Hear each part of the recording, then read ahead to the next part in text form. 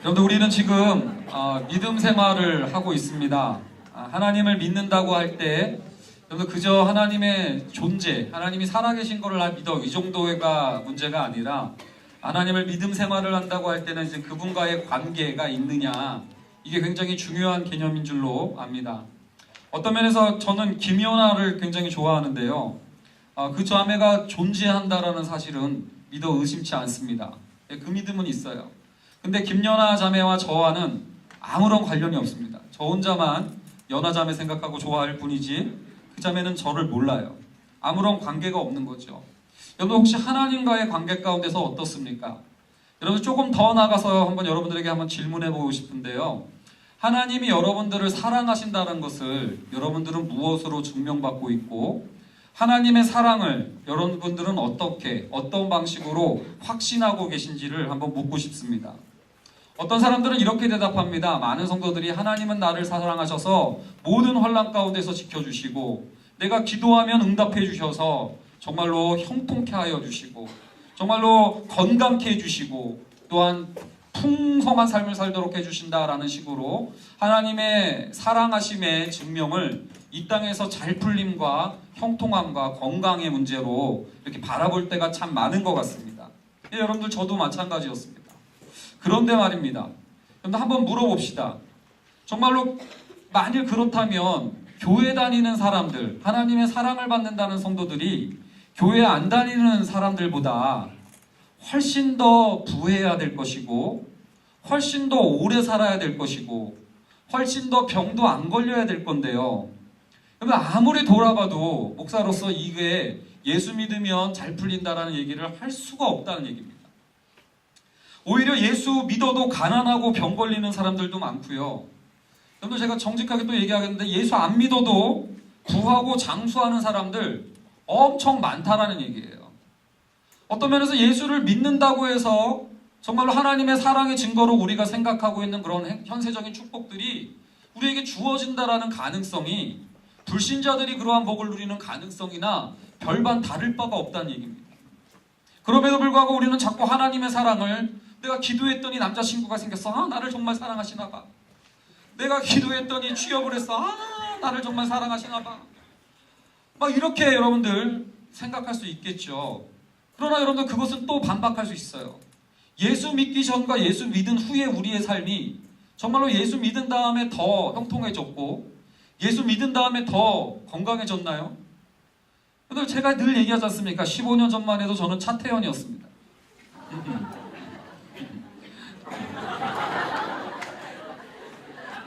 근데 여러분들 지금 오히려 예수 믿고 오래됐는데 시간이 갈수록 전 늙어가고 있어요. 오늘 조금 헤어스타일을 바꿨더니 이쁘대요. 괜찮아요? 여러분들 예수 믿어도 아픔의 문제가 해결되지 않는 경우들 많습니다. 예수 믿어도 여러분들 대형교회 몇몇 목사님들 외에 85%가 넘는 한국의 가난한 개척교회 목사님들은요, 여러분들 점점 골골거리고 점점 가난해져가고 점점 시들해져가는 모습들을 우리는 늘 봐요.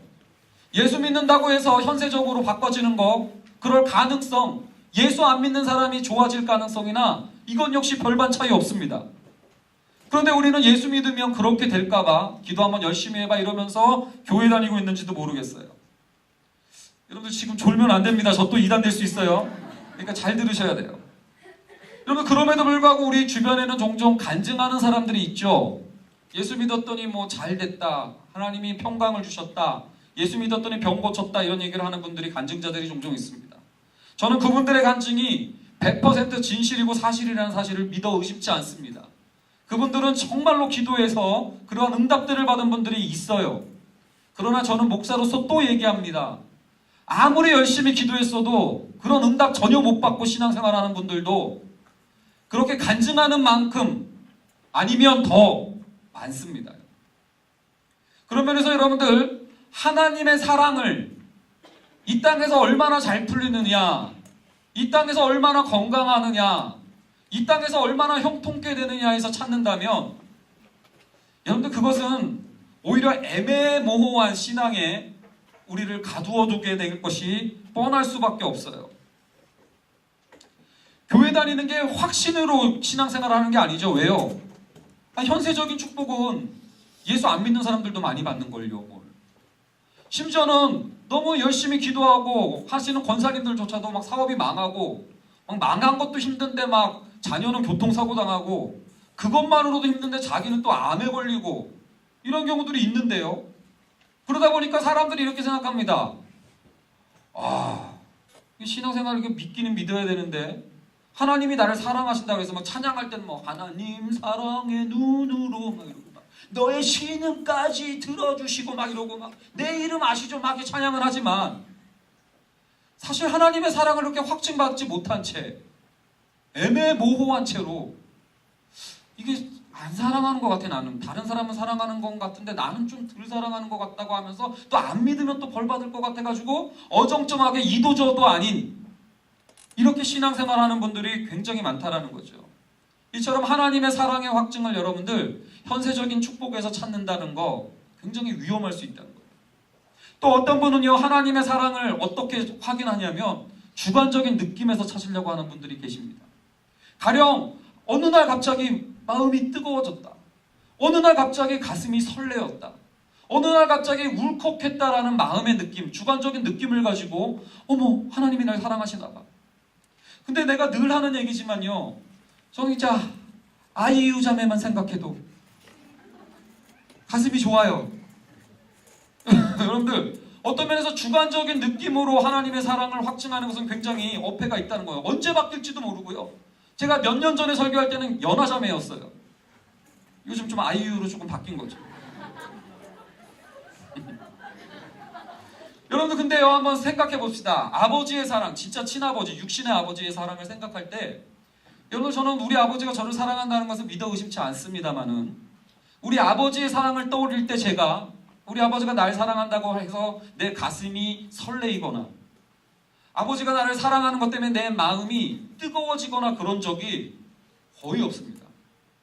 여러분들은 육신의 친아버지의 사랑을 무엇으로 확인받는지 잘 모르겠습니다만 적어도 저의 40여 년에 넘는 인생 가운데 저는 아버지의 사랑을 내 주관적인 느낌으로 아버지가 날 사랑하는구나를 파악했던 것보다는 아버지가 나한테 하셨던 사건 때문에 아버지가 나한테 행했던 일 때문에 아버지가 나를 사랑한다는 사실을 더 많이 기억했고 더 많이 깨닫게 됐던 적이 많습니다.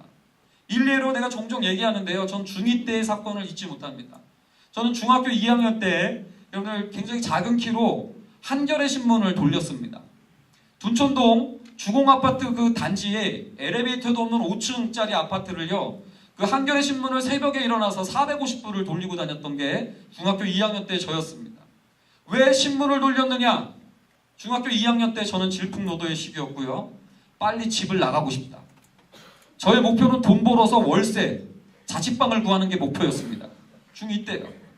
그러고 했는데 여러분들 도저히 새벽에 일어나는 게 못 참겠더라고요. 학교 가면 막 코피 쏟고 막 졸고 이게 장난이 감당이 안 되는 거예요, 체력이. 근데 그만두고 싶어도 그만두지 못하는 까닭은 제가 그만두면 한겨레 신문을 같이 돌리고 있는 고등학교 형들이 있었어요.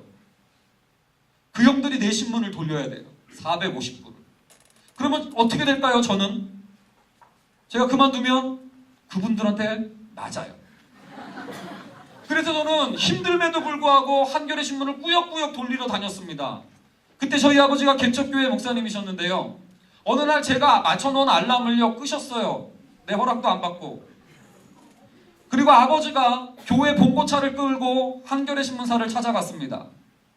그래서 그 고등학교 형들한테 우리 아들이 체력이 도저히 안 됐다. 조그마니까 양해해달라. 사과하고요. 죗값을 구하고요. 그 다음에 한겨레 신문 450부를 봉고차에 실으시고 둔촌 아파트 주공 아파트 그 단지 내에 한겨레 신문을 450부를 다 돌리고 오셨던 날이 있어요. 우리 아버지께서 그 일을 한 것 때문에 저는 속량 대신 값을 치러주신 거죠. 저의 죄값 그리고 신문을 돌려야 되는 제 그 밥값을 아버지께서 대신해 주신 것 때문에 저는 고등학생 형들한테 맞지 않고 신문사를 그만둘 수 있었다는 얘기입니다. 저는 이 일을 상기할 때마다 아버지가 나한테 중학교 2학년 때 하셨던 일을 기억할 때마다 저는 아버지가 진짜 귀하셨다. 아버지가 진짜 날 사랑하셨다는 것을 믿어 의심치 않게 되며 그분에 대한 감사함을 늘 고백할 수밖에 없음을 고백합니다. 물론 이런 얘기를 하면서도요, 어떤 날은 울컥하기도 하지만 어떤 날은 또한 별다른 주관적인 감흥도 없이 이야기할 수도 있을 거예요. 그럼에도 불구하고 나의 주관적인 느낌과는 상관없이 아버지께서 나를 대신해서 그 일을 하셨다라는 사실 때문에 나는 내 아버지가 나를 정말로 사랑하셨다라는 것을 의심치 않고 분명하게 애매모호하게 생각하는 게 아니라 확신한다라는 얘기예요. 여러분들은 어떻습니까? 하나님의 사랑을 정말로 여러분들의 주관적 느낌에서 찾고 계십니까? 아니면 하나님이 여러분들을 위해서 행하신 일에서 찾고 계십니까? 지금 제가 그걸 묻고 있는 거예요. 또 어떤 사람들은요, 이렇게 생각합니다. 그래, 좋습니다. 하나님이 죄인인 우리를 대신해서 값을 치러주셨다라는 거, 예, 그건 익히 들어서 압니다. 그러나 죄인을 의롭다고 여겨주신다는 거, 죄인이 어떤 공로도 없고 어떤 조건을 충족시킨 것도 없는데 죄인을 의롭다고 하신다면 그건 부정행위 아닙니까? 그렇기 때문에 여러분들, 하나님이 나를 대신해서 죄사함을 주시고 나를 대신해서 십자가에 죽으시고 부활했다는 걸 모르는 사람들 여기 없을 거예요. 근데도 우리들은 생각하기를 하나님의 의가 나타났다고 복음이 아무리 얘기를 해도 그 얘기들 다 알고 있어도 우리들은 하나님의 의가 나한테 입혀졌다고 생각을 안 하고 내가 구원받은 건 부족한 의에 불과하다고 생각하는 성도들이 너무나 많습니다. 왜냐하면 내가 한 게 없으니까, 내가 값을 치른 게 없으니까, 그러면서 나는 하나님 앞에 부족한 의로 구원받았다라고 생각했기 때문에 하나님의 은혜를 당당히 구하지도 못해요. 그러니까 늘 얘기하잖아요. 목사님 기도 좀 해주세요. 여러분, 자기가 기도해도 예수님의 이름으로 권세를 가지고 기도할 수 있는 건데 이거는 함정원 간사가 기도할 건덕지가 아니에요. 적어도 이상훈 목사가 기도해야지. 안 되면 어떻게 돼요? 이찬수 목사님 찾아가요. 뭐 이런 식으로 여러분들 생각하면서 뭐예요? 나는 부족한 의다. 그렇기 때문에 뭔가 나는 부족하고 하나님한테 마땅치 못하게 여겨지고 하나님이 사랑을 아직 나는 못 받는다라고 생각을 하면서 나는 아직 멀었어 이러면서 아무리 예수가 십자가에 달려주시고 대신 값을 치러줬다고 해도 뭔가 내가 조건을 충족해야 된다라는 생각으로 하나님의 사랑을 받아내려고 하는 성도들이 너무나 많습니다. 그래서 제가 이런 것에 대한 용어를 잡았는데요. 따라합니다. 후불제 사랑. 후불제 사랑. 하나님의 사랑을요, 후불제로 생각하는 거예요. 내가 뭔가 이쁜 짓을 해야 그때 가서 주시는 사랑으로. 그래서 나는 아직 이쁜 짓을 다 못했기 때문에, 내 기도의 분량을 다 채우지 못했기 때문에 하나님은 나를 사랑하지 아직은 않으셔. 그러면서 신앙생활하면서도요, 사랑받는다는 확신으로 이렇게 신앙생활하는 게 아니라 어정쩡하게 뭐 찬양하라고 그러면 하나님, 손들라고 그러면 하나님 사랑해 하나님 막 이러면서 찬양은 하지만 솔직히 마음으로는 승복되지 않는, 근데 그러한 모습으로 신앙생활하는 분들이 얼마나 많은지 모릅니다. 근데 오늘 로마서 본문을 보니까요, 23절, 24절에 보니까 속량이라는 단어가 나오잖아요. 대신값을 치러주셨다라는 말. 근데 하나님이 우리에게 대신 죄값을 치러주시고 의의 값을 치러주신 것이 나의 이쁜 짓을 보고 치러주셨던 게 아니라 24절에 속량이라는 말 앞에 나오는 23절 말씀을 한번 읽어볼까요? 23절 말씀 한번 여러분들 읽어주시기 바랍니다. 시작. 여기 보십시오.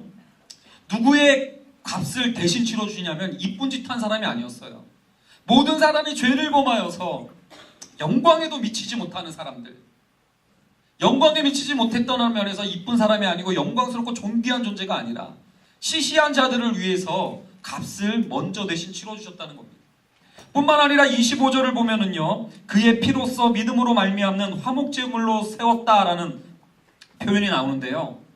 여러분들, 하나님과의 관계에서 가해자는 하나님이 아니라 원래 우리였습니다. 왜 우리가 가해자냐면 하나님의 영광을 썩을 것으로 바꿔버렸고요, 하나님께 감사하지도 않고 하나님을 영화롭게도 하지도 않았습니다.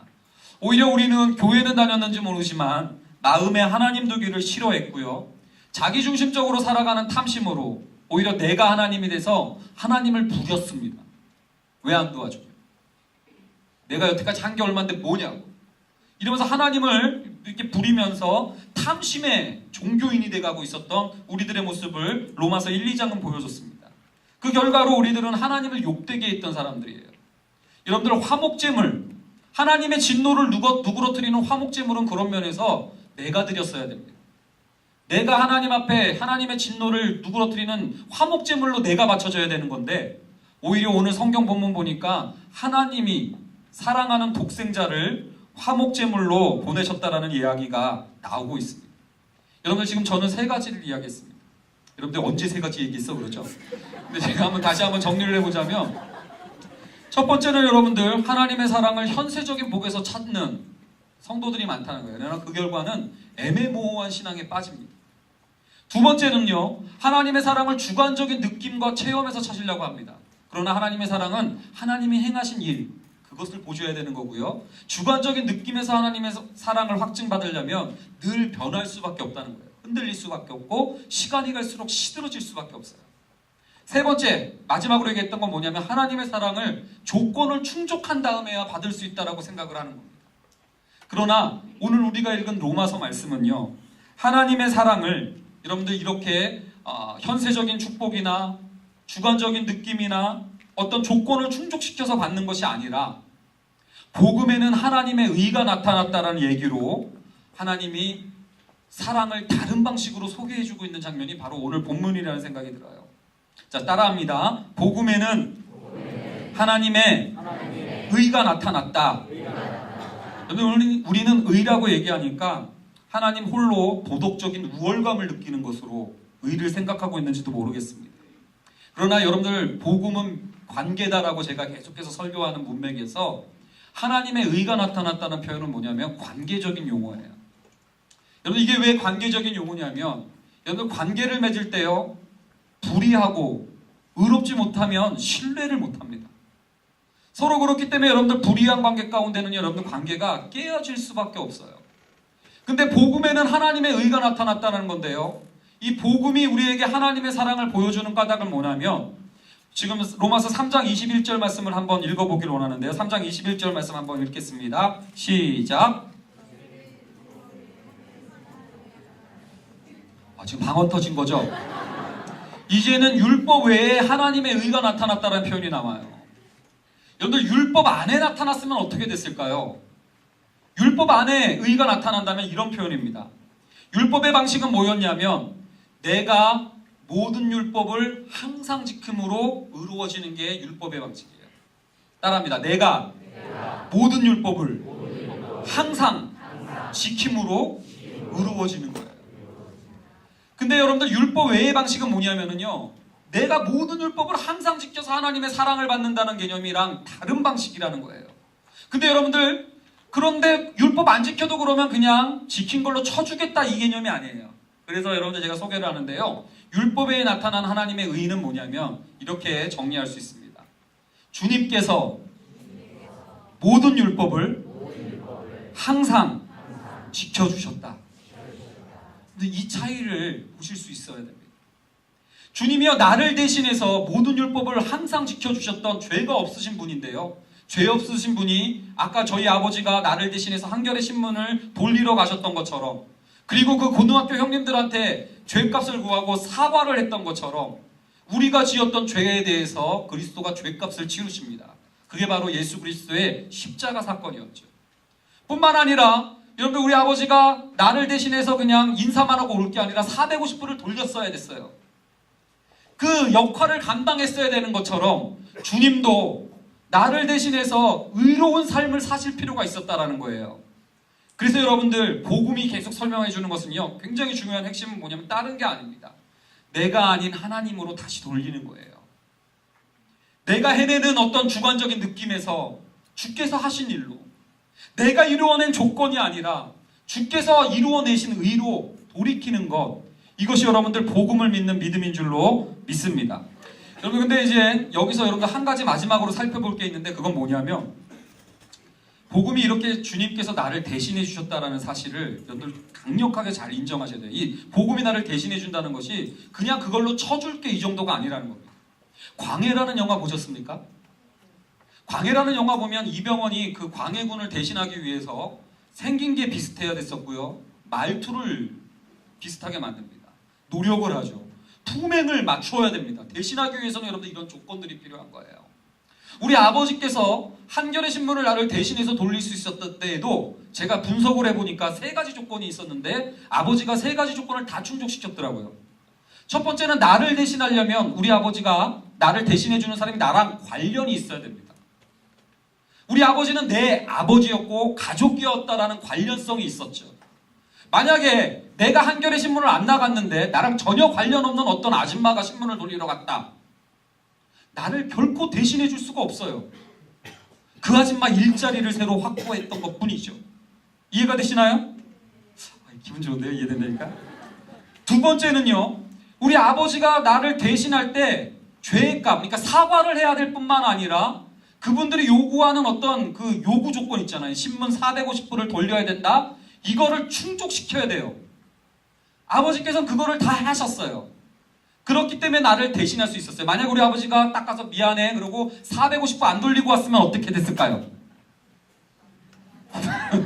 고등학교 형들이 450부 돌리고 이상훈 어딨어 이러면서 여러분들 저를 찾으러 다녔겠죠.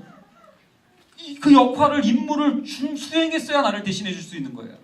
세 번째 조건은 그겁니다. 만약에 나를 대신해 주는데 동네 내 친구가 갔어요.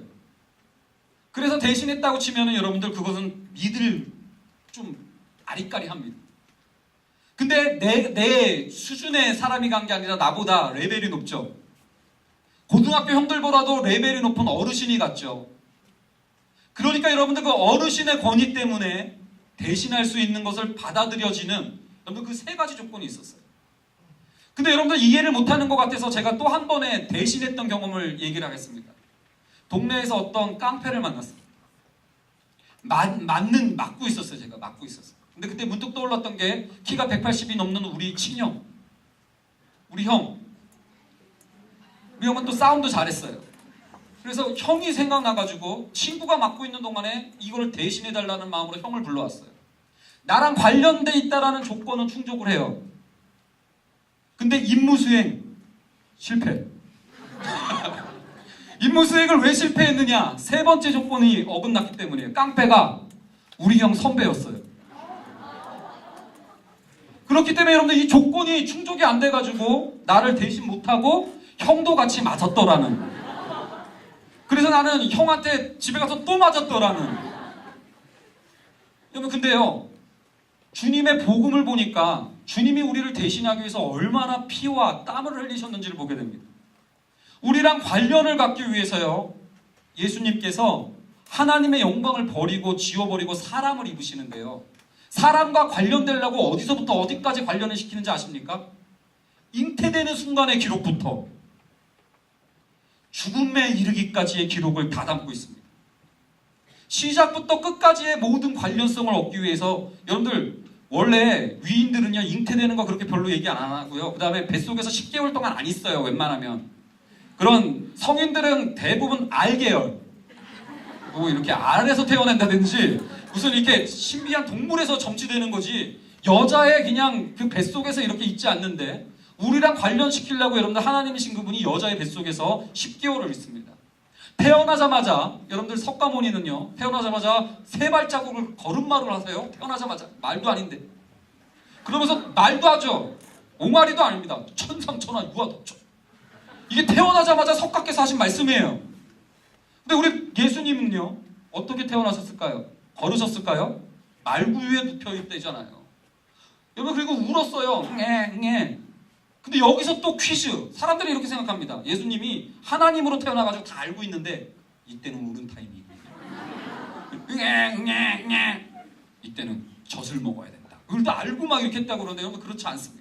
하나님의 영광을 제한해버리고 여러분들 사람과 관련하려고 어린 시절을 보내는 거예요.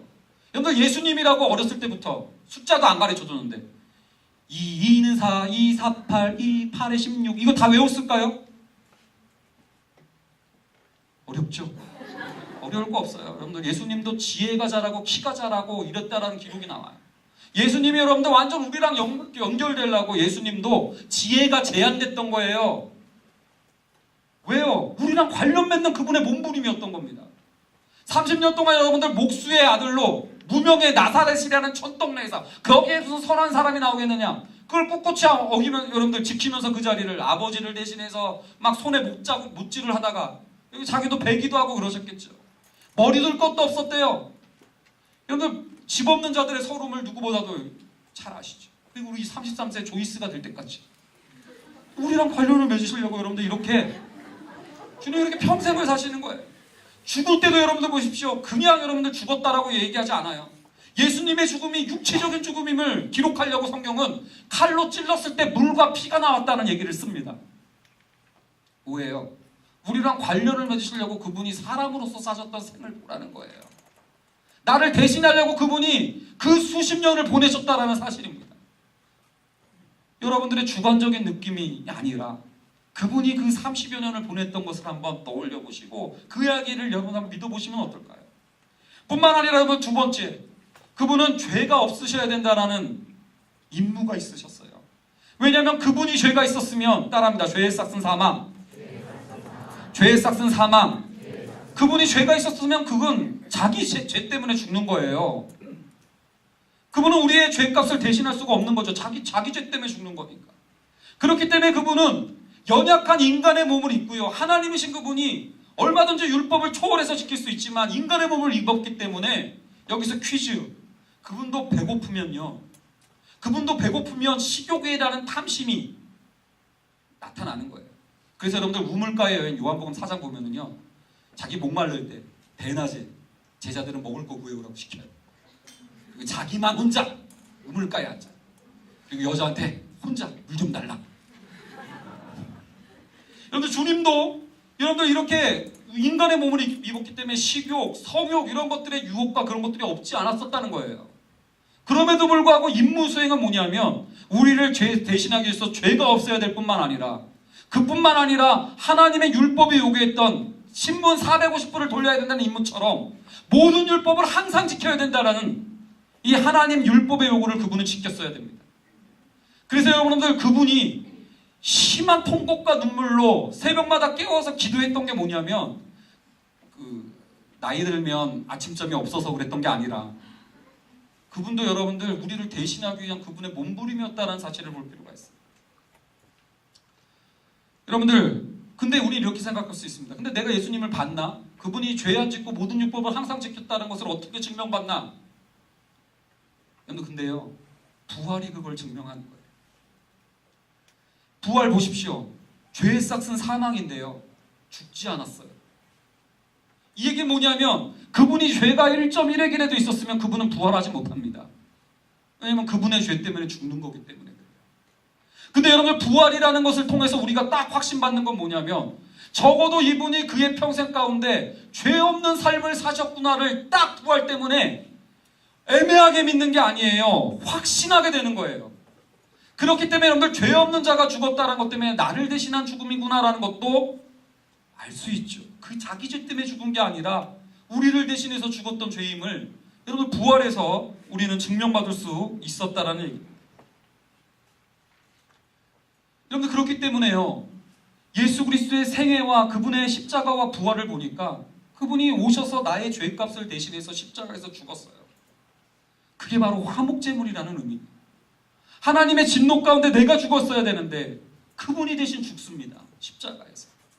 근데 여러분들 그분이 나를 대신해서 의롭게 사시고 모든 율법을 다 지켜 행하는 그 의의 옷을 지어 입혔어야 내가 의롭다고 인정함을 받을 수 있는 건데 그분이 부활하심으로 죄가 없이 사셨다는 것을 하나님이 증명해 주셨다는 거예요.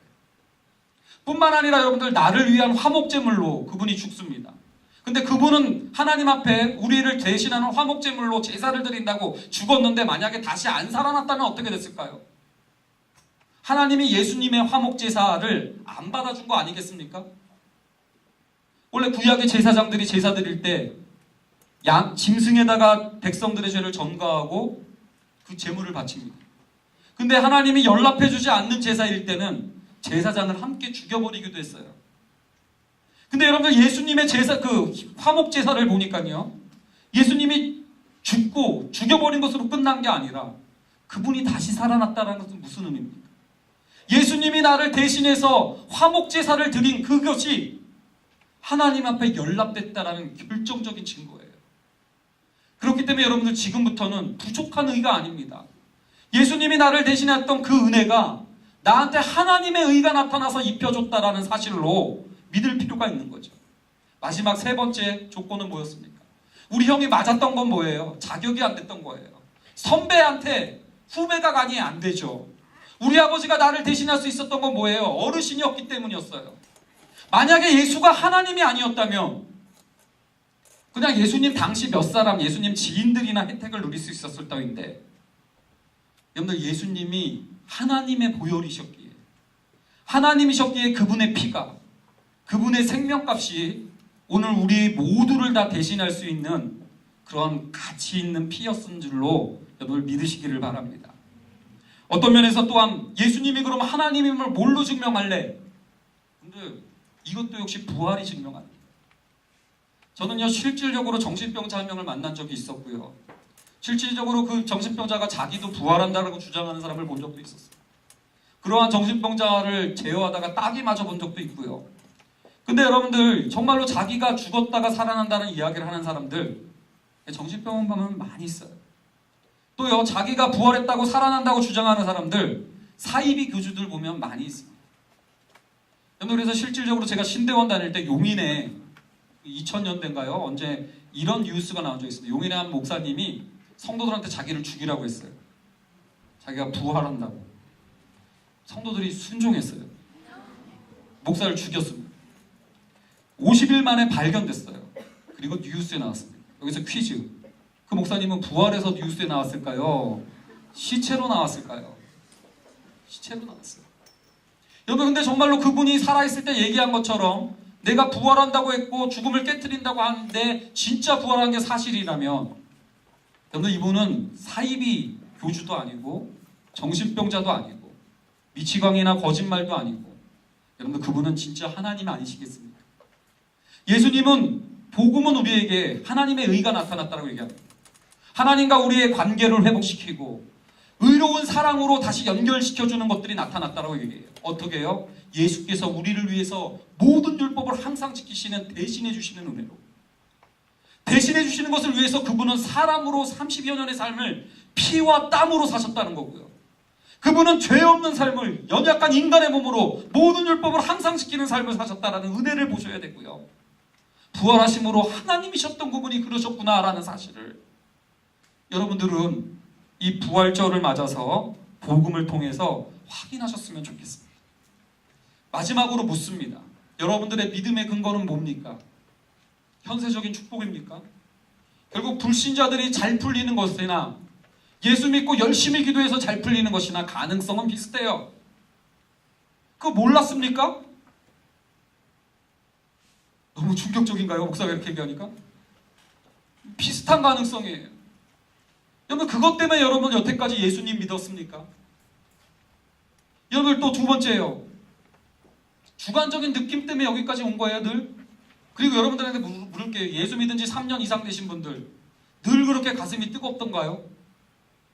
기도할 때마다 막 뜨거워지나요? 성경 볼 때마다 늘 전율 이러면서 보나요? 우리의 주관적 느낌은 늘 변덕을 부렸고 늘 시들어 갔었단 말이죠. 여러분들의 믿음의 근거가 어딨냐는 거예요. 마지막으로 여러분들의 믿음의 근거는 조건의 충족에 달려 있었습니까? 내가 얼마나 열심히 해서 하나님께 보고 사랑을 받는 아니면 정말로 그리스도께서 나를 대신해서 행하신 일들 나를 대신해서 값을 치르시죠. 죄값 나를 대신해서 의의 값을 치르시기 위해서 심한 통곡과 눈물로 새벽을 깨우며 기도하셨던 그분의 은혜 그리고 나를 위해서 십자가에 죽으시고 부활하심으로 정말로 그분이 하나님이심을 드러내셨던 이러한 은혜들을 이러한 사건을 가지고 내가 아까 아버지에 대한 뜨거운 마음이 없어도 아버지가 나를 사랑한다는 것을 확신했던 거죠. 하나님의 사랑을 그러한 주관적인 확신이 없다 할지라도 그분이 행하신 일 때문에 견고하게 붙잡고 있느냐는 말입니다. 여러분들 현세적인 복이나 이런 것들이 잘 안 풀리는 분들이 있을 것 같습니다. 저는 그렇다고 해서 여러분들을 불쌍하다고 생각지 않아요. 또는 여러분들 이 가운데는 현세적인 게 잘 풀려가지고 너무 잘 나가는 분들이 있을 수도 있어요. 그렇다고 저는 그분들이 부럽지도 않습니다. 왜냐하면 그 모든 것들은 시들어갈 것에 불과하기 때문에 그렇습니다. 우리는 썩지 아니하고 쇠하지 아니하는 하나님의 사랑을 예수 그리스도의 부활을 통해서 확인받을 수 있고요. 그 사랑이 지금부터 영원까지 이어지는 풍성한 삶으로 우리에게 주어졌다는 사실을 믿음으로 볼 수 있고 확신할 수 있음을 저는 믿습니다. 여러분들이 로마서 말씀을 통해서 여러분 부디 그 눈이 띄어졌으면 좋겠어요. 교회 다님에도 불구하고 애매모호하게 확신도 없이 왜 믿는지도 모르고 흔들리면서 시간이 갈수록 시들어지는 신앙이 아니기를 원합니다. 자, 이 시간 다시 한번 마지막으로 이렇게 인사하고 마치도록 하겠습니다. 옆에 분들에게 선포하십시오. 잠을 쫓아내는 마음으로